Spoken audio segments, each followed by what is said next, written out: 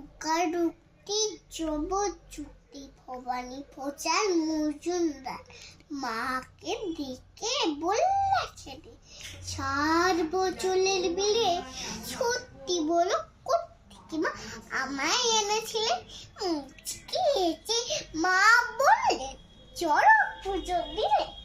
new market থেকে তোকে এনেছিলাম কিনে